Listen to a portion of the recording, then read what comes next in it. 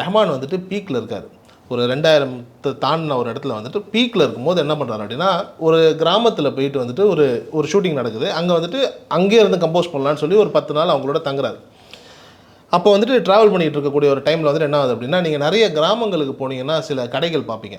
எப்படி இருக்கும் அப்படின்னா, சின்ன கீத்து கொட்டாய் போட்டு ஒரு கடை இருக்கும். இப்போவும் அப்படி தான் இருக்குது. இப்போவும் நிறைய இருக்கும். பட் அந்த டைமில் யோசிச்சு பாருங்கள், ரஹ்மான் என்ன சொல்கிறாரு அப்படின்னா, வாங்க சாப்பிடுவோம் பசிக்குதுன்னும் போது, சரி இங்கே போனால் இல்லை பெருசாக யாருக்கும் தெரியாது. ஏன்னா ஒரு 10-15 வருஷம் ரஹ்மான் இண்டஸ்ட்ரிக்குள்ளே வந்த காலம் தான். அவர் எல்லாருக்குமே தெரியும். அவர் வந்துட்டு பாப்புலரான இன்டர்நேஷனல் ஃபிகராக இருக்கிறாரு. பட் இருந்தாலும் வந்துட்டு கிராமத்தில் பெருசாக தெரியாது, வாங்க போகணும்னு சொல்லிட்டு போய் உட்காந்துறாரு, சாப்பிட்றாரு.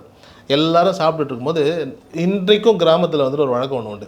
ஒரு சின்ன ஒரு தட்டு, அந்த தட்டுக்கு மேலே ஒரு பேப்பர் மாதிரி ஒன்று போடுவாங்க. அதுக்கு மேலே இட்லியோ சாம்பாரோ ஏதோ ஒன்று ஊற்றுவாங்க.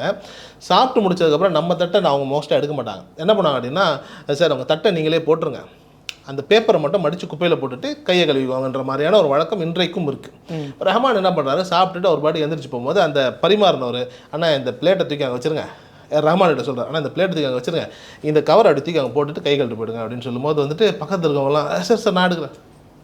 எதுக்கு ஏன் தட்டு நான் சாப்பிட்டேன், கரெக்டான பழக்கம், எதுக்கு இதெல்லாம் ஓவர் சீன் போகிறீங்கன்னு சொல்லிட்டு இவரே அழகாக எடுக்கிறாரு.